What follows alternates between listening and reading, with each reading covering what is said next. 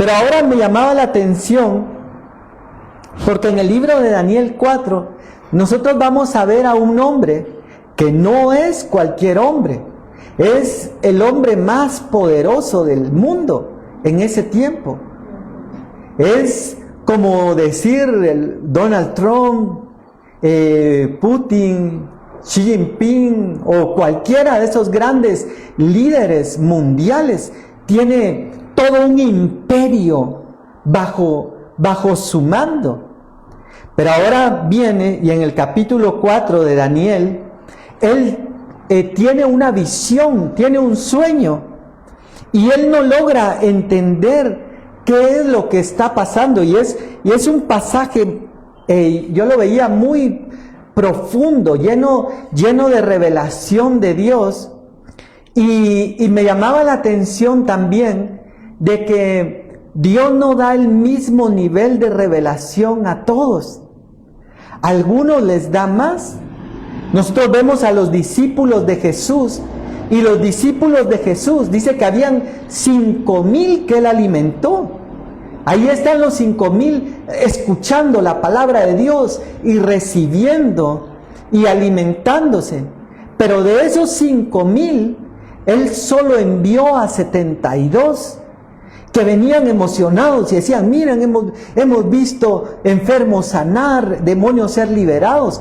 Eran 72 que habían sido enviados por él, que hasta el Señor les dice: miren, cuando ustedes entren en una casa, y si en esa casa hay paz, va a reposar la paz en ese lugar. Pero si no, dice, sacúdanse los pies. Miren cómo habla el Señor. Y salgan, dice, de ese lugar. Pero luego de esos 72, se acerca a 12 de sus discípulos, que eran más cercanos, y les dice: miren, ¿y ustedes entendieron la parábola del sembrador? No, Señor, la verdad que no la entendimos. Bueno, ahorita se las explico. Y les empieza a dar revelación, otro nivel de revelación que no tenían los otros. Y luego dentro de esos 12, él llama un día a 3 y les dice: miren, acompáñenme, porque ahora a ustedes les voy a dar otro nivel de revelación que no van a tener los otros 12, que no van a tener los otros 72, que no van a tener los otros 5,000. Esto solo entre nosotros 4, ustedes 3 y yo. Y dice la Biblia que los llevó al monte de la transfiguración. Y ahí vieron a Moisés y Elías descender gloriosos a la par de él. Eso fue una revelación que no tuvieron los demás. Y por último está Juan, ¿verdad? El discípulo amado, que cuando nosotros vemos los evangelios, los primeros 3, Mateo, Marcos, Lucas, son muy históricos y llevan una narración de los hechos de Jesús, pero cuando entramos a Juan, cambia la narrativa y entra a otro nivel de revelación y profundidad desde el inicio, cuando dice: en el principio, dice, era el verbo, y el verbo era con Dios, y el verbo era Dios. Ese era otro nivel de revelación que no tuvieron Mateo, Marcos, Lucas, pero que Juan sí lo tuvo. Y eso se complementa en aquel versículo de la palabra que dice: una es la gloria del sol, otra es la gloria de la luna, y otra es la gloria de las estrellas, pero entre estrellas no hay dos glorias juntas. Cuando nosotros vemos al cielo y empezamos a ver, hay estrellas que brillan más que otras, y no todas tienen la misma intensidad. Cuando nosotros vemos a los ministros de Dios, Dios le da diferentes gracias, diferentes unciones a cada ministro para la edificación del cuerpo de Cristo, pero le da distinto a cada uno, y a unos les da más que otros. ¿Y dónde lo podemos ver también? En la parábola de los talentos, porque dice que Dios da talentos y a uno le da 1. Ay, gracias, Señor, porque me diste un talento. Al siguiente le da 2, y cuando voltea el de 1 a ver al de 2, dice: ay, ¿y este qué? Como dijo Pedro con Juan, ¿verdad? Tiene el doble de lo que yo tengo. y luego al otro le da 5. Tenía más del doble que este. Y por eso es de que nosotros vemos hoy en esos niveles de revelación que aún siendo hijos, porque los 12 eran discípulos, los 72 eran siervos de Dios, los 5,000 eran hijos de Dios que buscaban la palabra, anhelaban, que quizá podríamos verlo de esta forma, estaban metidos en la iglesia, los 5,000, pero no todos tenían el mismo nivel de revelación, ni todos tenían el mismo nivel de consagración ni de intimidad con Dios. Porque por eso dice la Biblia que Juan se recostaba en el pecho de Jesús. Y cuando él dice, uno de vosotros me entregará, todos dicen, Juan, vos que sos más cercano, vos que sos ahí el de más confianza, el que estás más cerca del corazón de Jesús, pregúntale quién es. Pero cuando vemos después la revelación de Juan en el libro de Apocalipsis, él recibió lo que los otros no recibieron, o quizás si lo recibieron, no se les permitió compartirlo y plasmarlo como se plasmó en el libro de Apocalipsis. Ahora, aquí en el libro de Daniel vamos a ver lo mismo, que hay niveles de revelación, y entonces el rey tiene un sueño y está lleno de figuras y de profundidades, podríamos llamarlo, porque Nabucodonosor se visualiza o se ve en esta visión como un árbol, y eso simboliza una cobertura, porque un árbol proporciona sombra a lo que está debajo de él. Por eso la Biblia dice que nosotros somos árboles de justicia. Proporcionamos esa justicia de Dios. Por eso habla, buscar primeramente el reino de Dios, dice, y su justicia, va ahí mismo. Y somos justificados no por nuestras obras, no porque lo merezcamos, sino por su sangre, por su amor, por su misericordia. Pero ahora eso representa que cada autoridad que Dios pone, porque dice la Biblia en Romanos que toda autoridad es puesta por Dios, y el que se opone a una autoridad, a lo opuesto por Dios, dice, se rebela. A veces, miren a David. David tenía todo para maldecir, matar y eliminar a Saúl. Él había sido ya ungido como rey sobre Israel. Había llegado el profeta, derramó el aceite de la unción y le dice, tú serás el próximo rey de Israel. Pero aún no estaba en funciones. Ya lo habían ungido, pero aún no estaba en el reino. En el reino seguía Saúl. Y luego lo empieza a perseguir. Un día agarra una lanza, y solo porque David había sido pastor de ovejas, era bien hábil, yo me imagino que se tiró por un lado y la lanza le pasó silbando cerca y salió huyendo. Ahora Saúl quería matarlo, y David lo tuvo en sus manos. Cuando Saúl entra a una cueva, dice, a hacer sus necesidades fisiológicas, o hacer del 2 al baño, digámoslo así. Y él viene y lo tiene en sus manos, porque ahí estaba escondido. Lo tiene en sus manos para matarlo. Y dice, solo le voy a cortar una parte de su túnica, para que vea que lo tuve en mis manos y no lo maté. Porque David decía, líbreme Dios de tocar al ungido de Jehová. Él reconocía la autoridad a pesar de que le había sido quitado el Espíritu de Dios. Por eso aquel profeta cuando habla dice, caído, dice, pero con los ojos abiertos. Miren qué tremendo eso. Quiere decir que pueden haber siervos de Dios, ministros de Dios, que han caído, pero el don, la unción, por eso dice que los dones y el llamamiento son irrevocables, dice. Saúl había perdido el en la presencia de Dios, pero seguía ejerciendo como rey. Yo he oído testimonios tremendos a lo largo de toda mi vida cristiana, ¿verdad? Y a veces personas que uno ni piensa ni se imagina, ¿verdad? Y están predicando la palabra. Pero dejemos predicando, pastoreando a las ovejas y caídos. Y al poco tiempo se sabe, andaba en esto, andaba en lo otro, andaba con la otra. Se sabe el pecado que tenía, porque Dios da tiempos de oportunidad y arrepentimiento.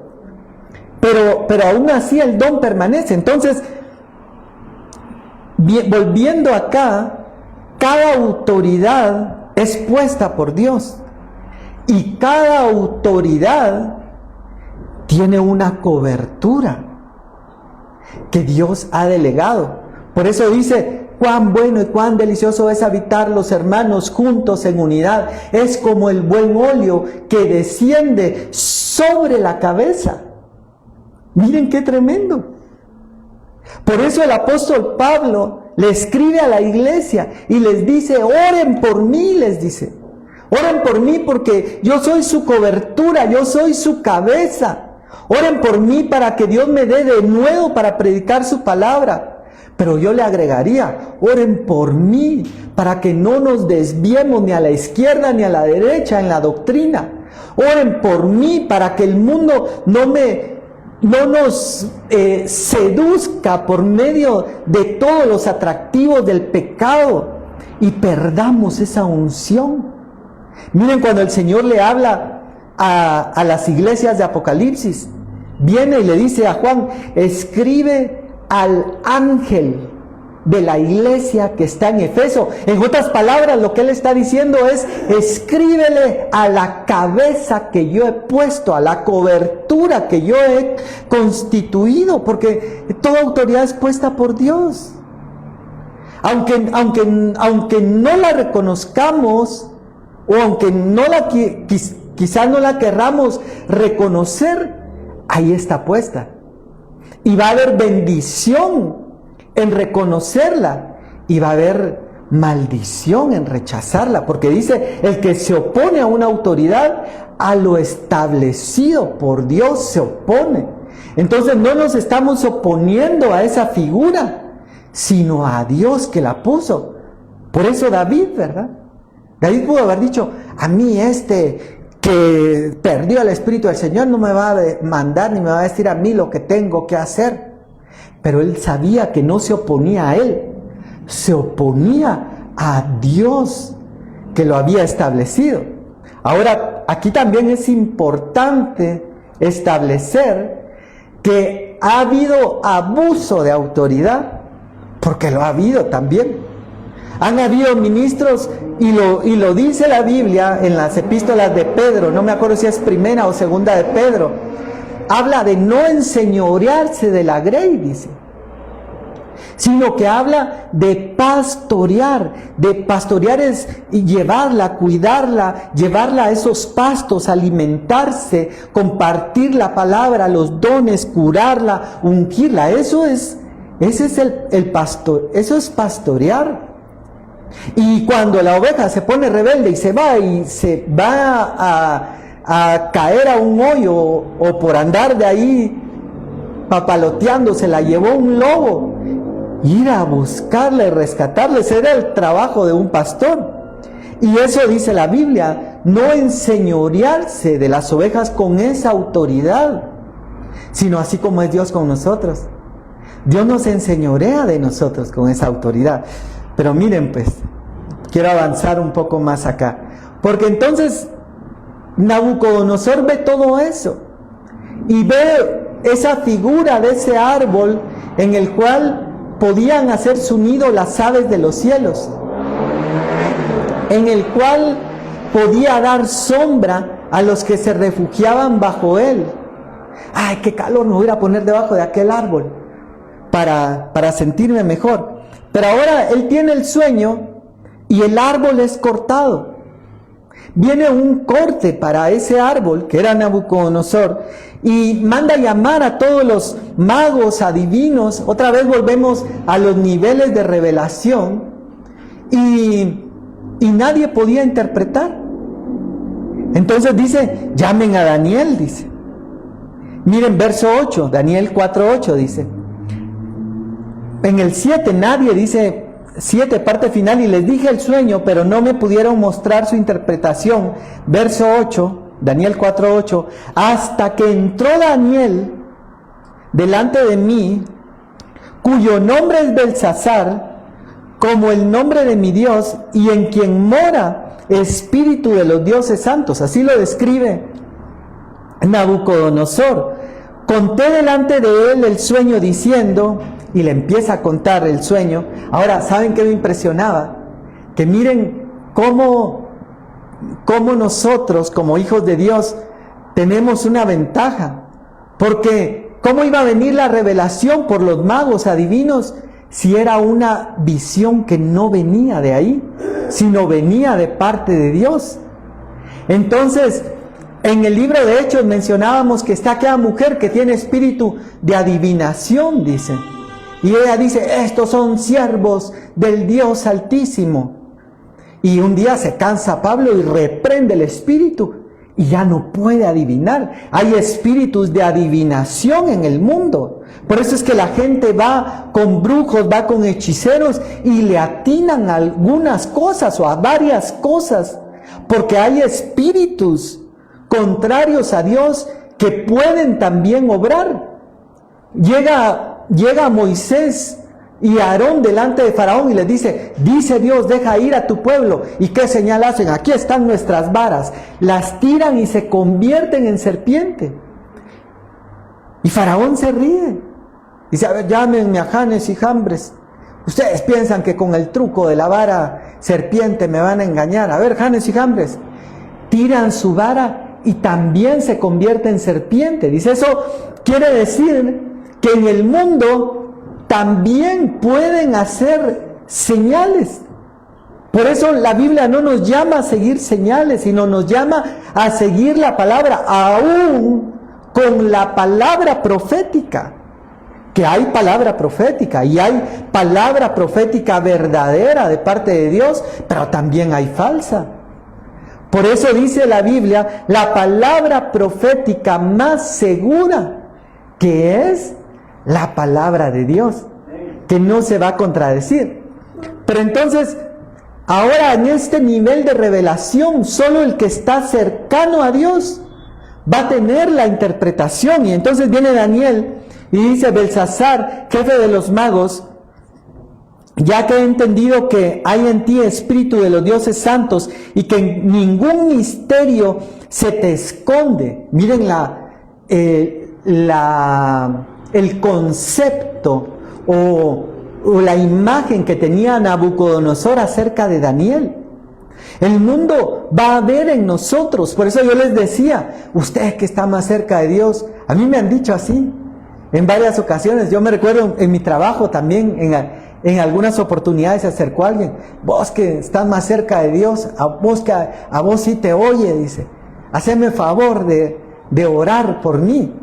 La gente ve, está viendo algo, pero entonces dice, y qué bueno que puedan ver eso, ¿verdad? A que digan, aquel no, aquel va a la iglesia, pero ay Dios, si yo les contara aquí en el trabajo cómo es. Contrario a eso, ¿verdad? Ahora miren, y dice, verso 10, estas fueron las visiones de mi cabeza mientras estaba en mi cama. Me parecía ver en medio de la tierra un árbol cuya altura era grande. Crecía este árbol y se hacía fuerte, y su copa llegaba hasta el cielo, y se le alcanzaba a ver desde todos los confines de la tierra. Miren, su follaje era hermoso y su fruto abundante. Esa es otra cosa que dan los árboles. Dan fruto. Por eso la Biblia nos habla a nosotros dar frutos de justicia. Los frutos del Espíritu. Pero ¿qué fruto puede ver la gente en nosotros, verdad? Por eso Jesús maldice a aquella higuera, porque estaba llena de hojas, era pantallera, podríamos decirlo así, pero estaba llena de apariencia, y cuando llegó a buscar fruto no había. Y Jesús la maldice, porque un árbol también puede tener fruto, aparte de todo lo que hemos visto.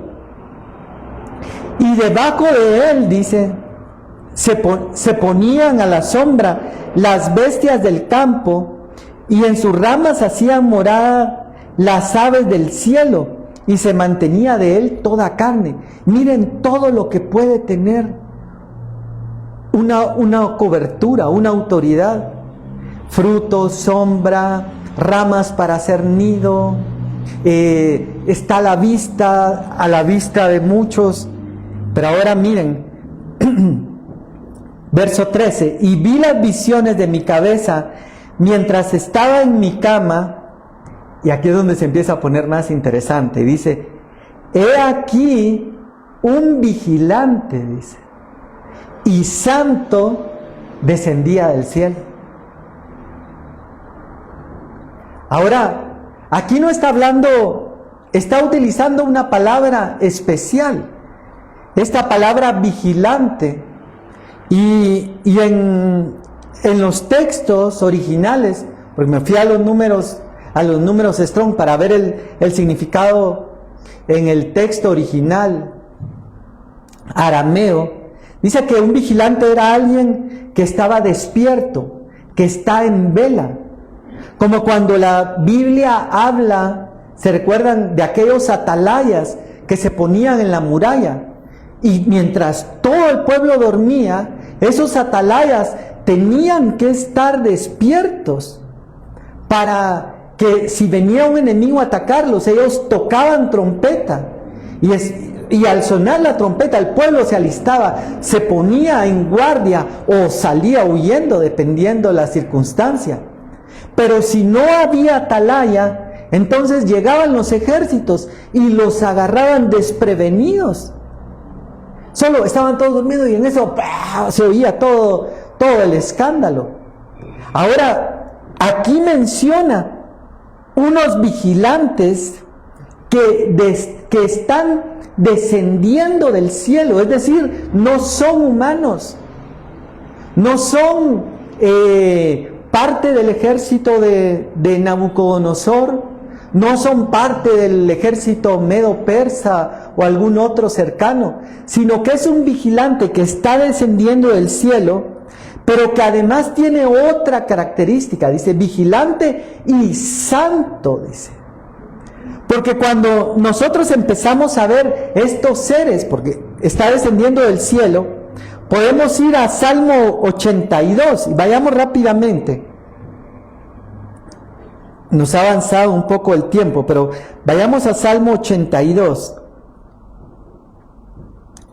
Y miren lo que dice aquí la palabra de Dios, 182.1.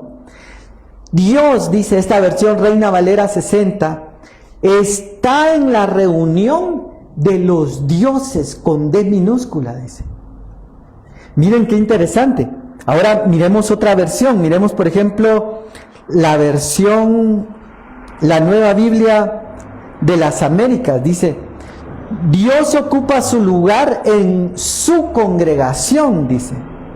Él juzga en medio de los jueces. Miremos ahora, les quiero leer aquí la traducción en lenguaje actual. Dice: Dios, dice, preside el tribunal del cielo y dicta sentencia contra los dioses ahí reunidos. Miren qué tremendo ese pasaje de Salmo 82, porque habla de otras creaciones que están alrededor de Dios, pero hemos hablado de otras creaciones. Por ejemplo, hablábamos de esos ángeles que no cesan de decir santo, santo, santo, día y noche, dice en Apocalipsis, y eso lo ve Juan en la revelación de Apocalipsis. Pero ahora acá aparecen otros personajes que podríamos compararlos con Primera de Reyes 22, cuando quieren matar a aquel rey, y lo hemos hablado, ¿verdad? Y dice, ¿qué hacemos para eliminar al rey? Y alguien sugiere y dice, yo iré como espíritu de engaño, dice, o espíritu de error, para que todos profeticen que va a ganar. Y cuando salga la batalla, ahí va a morir. Pero hay un consejo, hay gente que se para delante de Dios y dice, Señor, si me permites una sugerencia, yo sugiero esto. Por eso aquí les llama dioses, dice, con D minúscula. Ahora miren qué tremendo, porque entonces también en el libro de Job, capítulo 1, dice que se presentaron los hijos de Dios, dice, delante de él. Y entre ellos, dice, vayamos a Job capítulo 1, leámoslo mejor para tenerlo bien.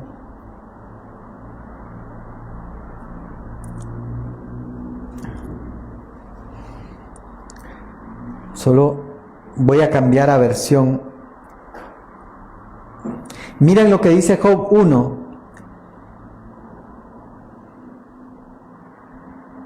En el versículo 6. Y un día, dice, vinieron a presentarse delante de Jehová los hijos de Dios. Ahora, ¿quiénes son esos hijos de Dios que está hablando ahí?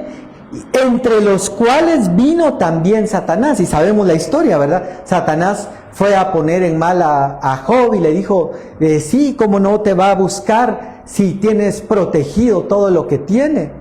Quítale todo lo que tiene y a ver si no te maldice. Y sabemos la historia, ¿verdad? Y al final Dios permite muchas cosas en él por la boca de Satanás. Dios le permite, como quizá ha permitido muchas veces en nuestra vida, ¿verdad? Así, lo que pasa que como tú lo tienes bien, pero a ver, hazle esto, a ver si no te va a negar. Compartía Pastor Julito, ¿verdad? Hasta llega la mujer y dice, maldice a tu Dios y muérete. Pero él se mantiene firme. Ahora, lo que me llama la atención de esta parte es que en la revelación de Daniel, que Dios le va a dar en el capítulo 4, bueno, y que le da a Nabucodonosor, aparecen estos vigilantes, estos seres que no son humanos, pero que están atentos y que están pendientes de nosotros, de lo que estamos haciendo, o quizá no de nosotros, pensemos, quizá solo de gente muy alta como Nabucodonosor, porque aquí también se cumple lo que dice Eclesiastés, que sobre un alto hay otro más alto, dice, y sobre todos está Dios. Miren, a veces en el colegio, ¿verdad? Con eso del bullying, ¿verdad? Llega el malo, el grande de la clase, a oprimir al pobre, al pequeño. Pues sobre un alto hay otro más alto, dice el Señor. Y este hombre, que era el hombre más poderoso del mundo, tiene otros seres arriba de él, que uno de los primeros que va a mencionar son los vigilantes. Miren, avancemos porque se nos ha ido el tiempo. Y dice, y entonces he aquí un vigilante izante descendía del cielo y clamaba fuertemente y decía así, derribad el árbol y cortad sus ramas. Eso lo decía ese vigilante. Y santo, dice, quitadle el follaje y dispersad su fruto, váyanse las bestias que están debajo de él y las aves de sus ramas. Miren, otra vez lo que yo les decía, cuando cae una autoridad o una cobertura, muchas veces gente que está bajo esa sombra, gente que está en esas ramas, se ve afectada también por lo que sucede. Por eso otra vez les digo, así como decía Pablo, oren por mí, por favor.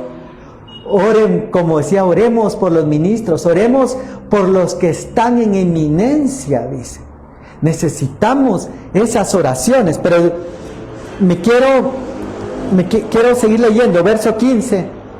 Dice, van a cortar todo, dice, váyanse las bestias que están debajo de él y las aves de sus ramas, mas la cepa de sus raíces dejaréis en la tierra, con atadura de hierro y de bronce entre la hierba del campo, sea mojado con el rocío del cielo, y con las bestias sea su parte entre la hierba.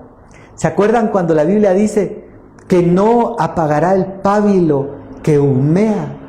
Muchas veces Dios viene y tiene que sacudir para poner firme, pero no destruye, sino que dice, aquí te voy a dejar para darte una oportunidad, para ver qué vas a hacer. Y entonces sigue diciendo, verso 16, su corazón de hombre sea cambiado y le sea dado corazón de bestia, y pasen sobre él 7 tiempos. Ahora aquí viene este versículo que es bien tremendo. Verso 17. La sentencia es por decreto de los vigilantes. Ahora, ¿qué es un decreto en la historia bíblica? Y miren, hay otro punto que a mí me impresionó tanto, porque dice que el libro de Daniel es uno de los pocos libros de la Biblia. Solo hay como 2 o 3 más libros que tienen, y Jeremías, que tiene un único versículo que se escribe en otro idioma. Pero el libro de Daniel tiene 2 idiomas en los que se escribe.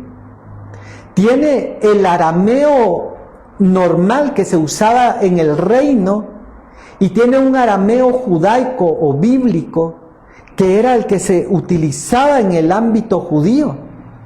Y el libro de Daniel comienza escribiéndose en el arameo judío o en este arameo bíblico, pero cuando entra a esta parte cambia al arameo internacional, al arameo que se hablaba en todo el imperio. Y me gustó porque cuando yo lo estudiaba y lo buscaba, dice que ese arameo del imperio era el equivalente al idioma inglés de hoy. Porque uno va a China y hablan inglés. Uno va a algún país de Europa que no sea Francia y también hablan inglés, pero aún en Francia también hablan inglés, aunque no les gusta, dice, ¿verdad? Pero el inglés se convirtió en un idioma universal, y ahora viene Daniel y va a empezar a escribir esta parte en ese idioma universal, como queriendo llevar el Señor el mensaje a todo el mundo, a todo el imperio. Y entonces habla, dice verso 17, primero habla de una sentencia. Ustedes saben que cuando se está juzgando a alguien y dice, bueno, se presentan las pruebas, se debate, ustedes que creen es inocente o no es inocente, y después de haber reunido todo, entonces dictan sentencia.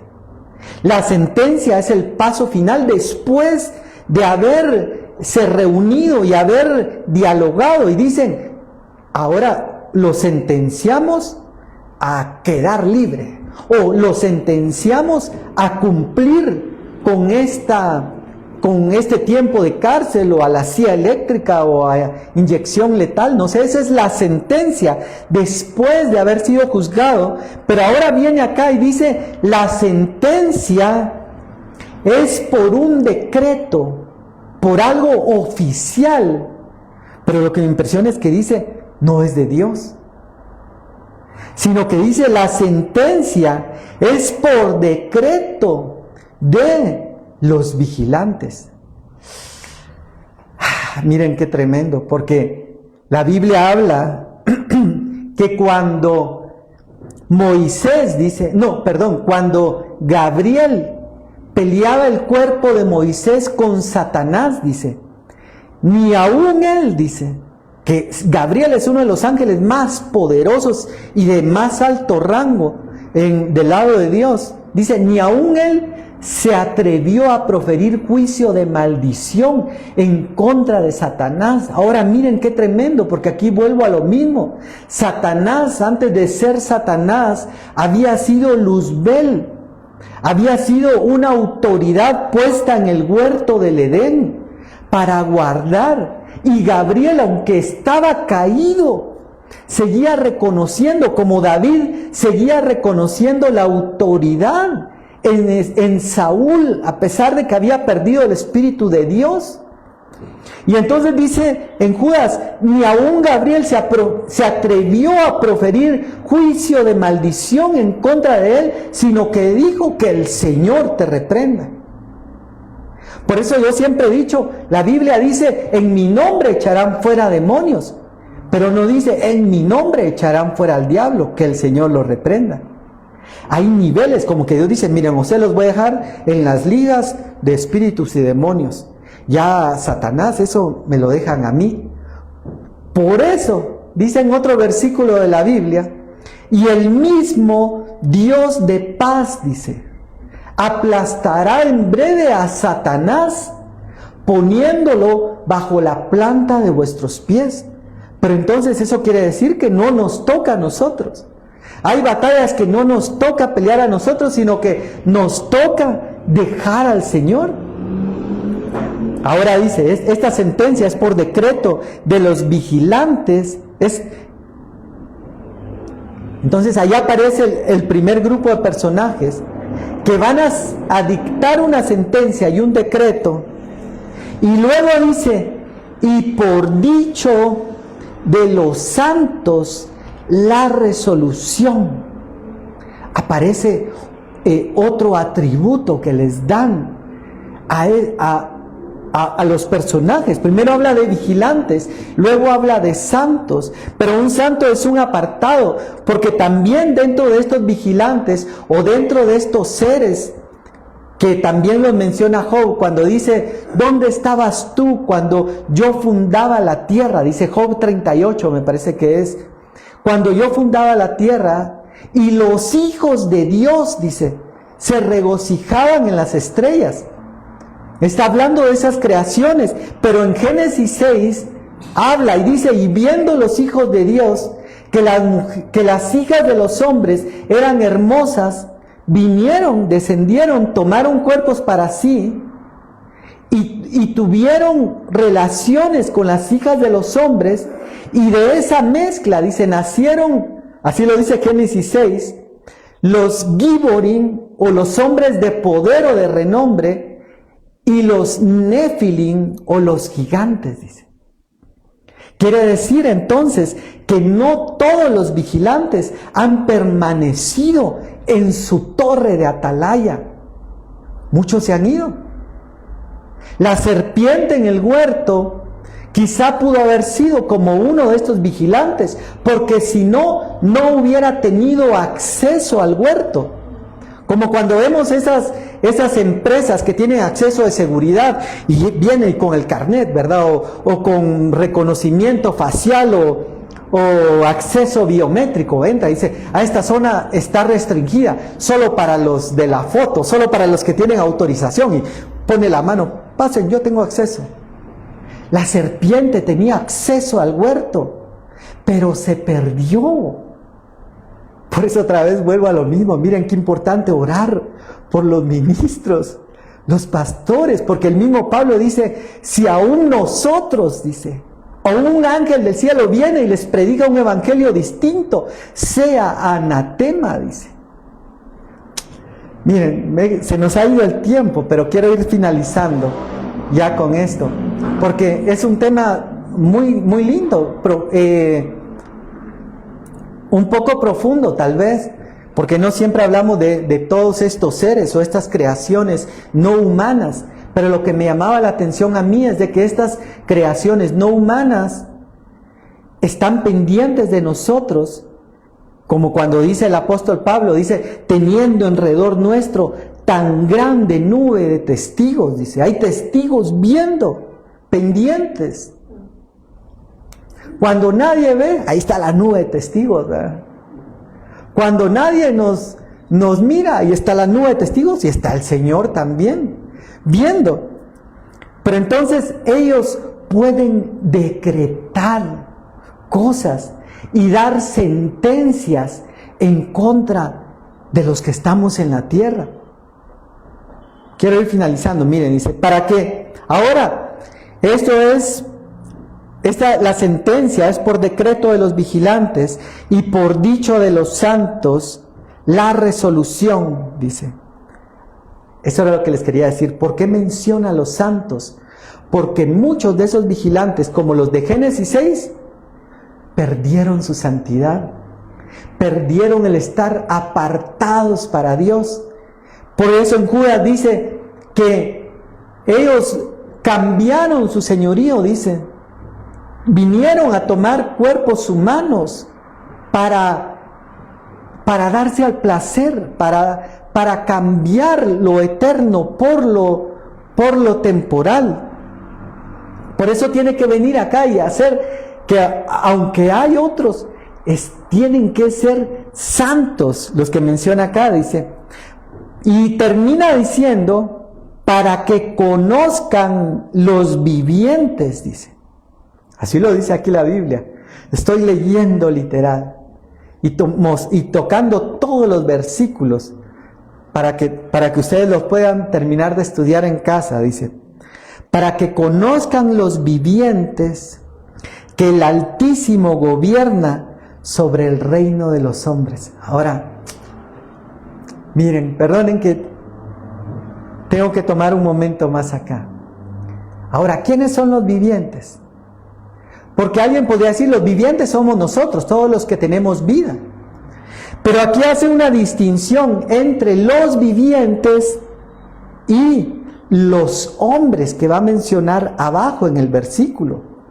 Entonces, un hombre no necesariamente es un viviente, sino que un viviente es como lo que menciona David en el Salmo 27, cuando dice, hubiera yo desmayado si no hubiera creído, dice, que habría de ver la bondad del Señor en la tierra de los vivientes. Entonces, esta tierra de los vivientes, este estado de vivientes, es un estado que está arriba de los hombres mortales. No sé si un hombre mortal puede alcanzar ese nivel de viviente, como dice David. Veré la bondad del Señor en la tierra de los vivientes, es decir, que él iba a convertirse en un viviente para entrar ahí, pero hace distinción, como hace distinción también del Altísimo, dice, que gobierna sobre el reino de los hombres, dice, y lo da y constituye sobre él al más bajo de los hombres, dice. Hoy sí termino, apago de una vez mi Biblia. Ahora, yo le preguntaba al Señor, yo le decía, Señor, ¿será que alguna vez ha habido un decreto espiritual sobre nuestra vida? Porque hablábamos de las maldiciones humanas, ¿verdad? Y que no nos pegan, como en el caso de,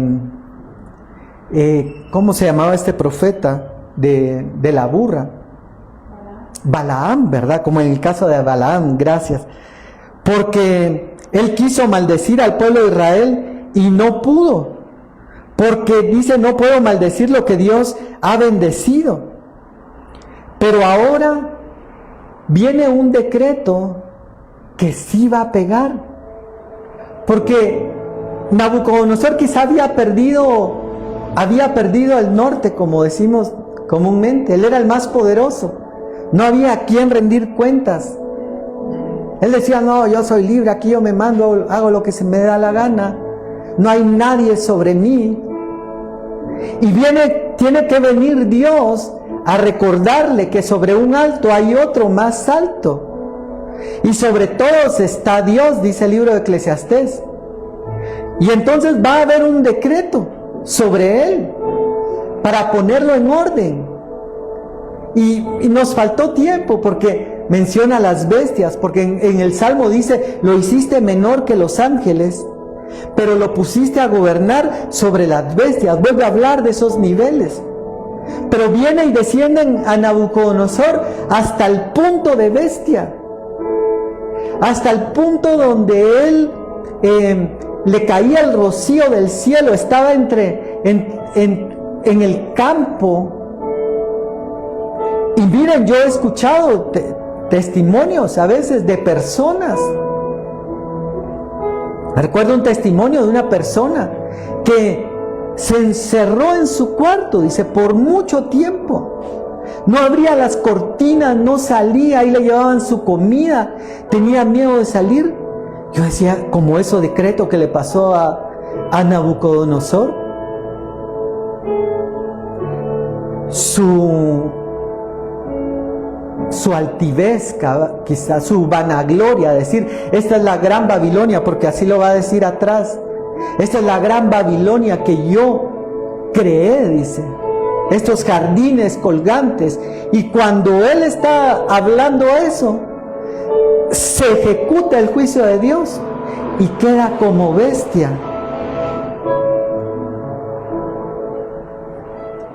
Ahora, la buena noticia y la bendición es que luego finaliza acá en ese versículo que leíamos, que el Altísimo gobierna sobre todo, dice. Y cuando nosotros vamos al Salmo 91, ahí lo menciona y dice, el que habita al abrigo del Altísimo, dice. Miren, otra vez, una cobertura. Otra vez dice, al abrigo, a la cobertura de ese Altísimo, morará bajo la sombra. Otra vez, habla de esa cobertura. Por eso, miren, lastimosamente en muchas iglesias se ha malinterpretado y se ha mal utilizado y se ha usado para sojuzgar y dañar a las ovejas. Pero la cobertura verdadera de Dios es una bendición. El que habita al abrigo del Altísimo morará bajo la sombra del Omnipotente. Otra vez niveles. Diré yo a Jehová, esperanza mía, castillo mío, mi Dios, en quien confiaré. Él te librará del lazo del cazador y de la peste destructora. Debajo de sus alas estarás seguro, dice. Ahora eso somos nosotros hoy. Porque nosotros no somos ese Nabucodonosor. Yo decía, Señor, perdóname si en algún momento ha habido un decreto en contra mía, pero hoy yo vengo a morar bajo la sombra del Omnipotente. De aquel que termina en el Salmo 91 diciendo, por cuanto en mí ha puesto su amor, dice, yo también lo libraré, dice. Le saciaré de larga vida, dice, y le mostraré mi salvación. Lo lindo de todo esto es que tenemos primero al Altísimo con nosotros. Lo segundo es de que los decretos no son para siempre. Hay una fecha de finalización. En el caso de Nabucodonosor eran 7 ciclos. Dice, van a pasar 7 ciclos. Pero cuando los 7 ciclos se cumplieron, volvió. Y por eso él dice, ahora yo les voy a contar mi testimonio, dice. Ahora yo reconozco, dice Nabucodonosor, y Nabucodonosor empieza a reconocer a Dios como el Dios verdadero. Hay una fecha de finalización para todas las pruebas. Hay una fecha de finalización para todo lo adverso. Y vienen tiempos de gloria, vienen tiempos de victoria, vienen tiempos de bonanza, vienen tiempos de bendición, vienen tiempos de abundancia. Cuando nos van a decir, ganó el examen, pasó la prueba, aquí está su diploma, ya puede ejercer, ahora puede disfrutar. Eso viene para nosotros. Papito, te damos gracias, Señor, en esta hora. Gracias porque tú gobiernas sobre todo, Señor. Tú eres el Altísimo, tú eres el que está sobre todas las cosas, Señor. Y sabemos que en ti estamos seguros, bajo tu sombra, bajo tus alas, Señor. Y aún, Señor, cuando quizá muchas veces han venido tiempos, Señor, de dificultad, temporadas, ciclos, los ciclos llegan a su fin, Señor. Hoy creemos, Señor, y declaramos, como dijo aquel profeta, creí por lo cual hablé, que vienen tiempos de bendición, Señor, después de la tormenta, después de la aflicción, después de la opresión, después de la dificultad. Viene ahora tiempo, Señor, de victoria, tiempo de gloria, como aquellos ejércitos que después de derrotar al ejército enemigo, tomaban botín y disfrutaban de la victoria que habían obtenido. Hoy declaramos, Señor, por fe, porque lo creemos, que viene un tiempo de bendición, Señor, sobreabundante, Señor, para la vida de muchos, papito. Yo lo creo, Señor, para mi vida, lo creo para esta iglesia, Señor. En el nombre de Jesús, lo creemos para nuestras familias, Señor. Y te pedimos, Señor, que podamos verlo, como dijo David, hubiera desmayado si no hubiera creído que habría de ver la bondad del Señor en la tierra de los vivientes.